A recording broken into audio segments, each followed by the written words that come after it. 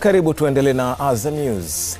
Shirika la Afya Duniani WHO limesema takwimu za maambukizi ya malaria zinaonekana kuongezeka ulimwenguni, huku ripoti ya mwaka 2023 ikionyesha kuna ongezeko la zaidi ya wagonjwa milioni 10 ndani ya mwaka mmoja, huku bara la Afrika likiongoza. Duniani kote malaria inaendelea kuwa tishio kubwa la kiafya. Shirika la Afya Duniani linasema mamia ya mamilioni ya watu huambukizwa kila mwaka na zaidi ya 90% ya maambukizi haya hutokea barani Afrika.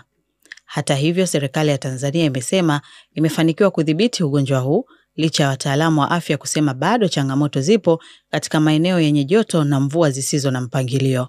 Kwa kila watu 100 basi wagonjwa watu ambao wana vimelea vya malaria ni watu 8 na vifo vimeendelea kupungua. Kwa mfano mwaka 2015 malaria ilisababisha vifo 6311. Lakini kwa mwaka 2024 watu waliopoteza maisha kutokana na ugonjwa wa malaria walikuwa ni watu 1400 hivi. Kwa hiyo unaweza kaona kiwango cha malaria kimeendelea kupungua. Lakini pia ukichukua watu 1000 mwaka 2015 walikuwa ni watu 161 waliokuwa na malaria. Lakini kwa takwimu za mwaka jana mwaka 2024 imepungua. Ukichukua watu 1000 kwa sasa hivi ni watu 52 tu ndio wanakuwa na maambukizi ya ugonjwa wa malaria. Mwaka 2008 ilikuwa jumla ya mikoa 11. Lakini takwimu ambazo tunazipata katika mwaka wa 2024 mikoa ile imepungua kiuhalisia. Sasa hivi tumebakiwa na mikoa 2 tu ambayo ndo tunaita yenye maambukizi ya juu sana ya malaria. Na hiyo ni mkoa wa Lindi pamoja na Mtwara. Mpaka sasa ukiangalia mikoa kama Manyara, Iringa, Njombe, Arusha na Kilimanjaro, maambukizi ya malaria yako chini ya 1%. Lakini nyuma ya takwimu hizi, hofu na matumaini ya kukabiliana na malaria, kwani kwao malaria huenda mbali zaidi ya homa na maumivu ya kichwa. Malaria bado yapo, hasa kipindi cha joto kuja wakati wa masika. Tunasumbuliwa na kweli ya familia zinaathirika sana kwa sababu nguvu kazi zinapungua sana kwa ajili ya kuuguliwa na malaria. Mtu anaacha shughuli zake za kulima kwa ajili ya kuguzana malaria.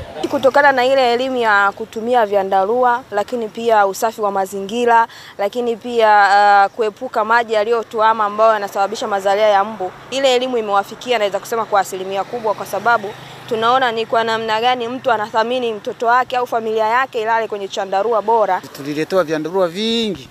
Kila familia inatumia vyandarua. Ugonjwa wa malaria unaonekana kweli umeisha kwa sababu tumetumia vyandarua kwa ufasaha. Hata hivyo, ongezeko la malaria ulimwenguni linatajwa kusababishwa kwa kiasi kikubwa na mabadiliko ya tabia ya nchi. Njombe ni sehemu ambayo ina miinuko sana.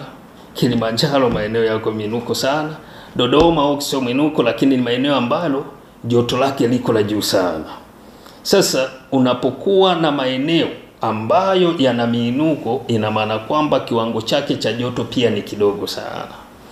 Kiwango cha joto kinapokuwa kiko chini, hakitoi fursa nzuri kwa mbu kukua kutoka katika kiluilui mpaka kuwa mbu ambaye ni mpevu.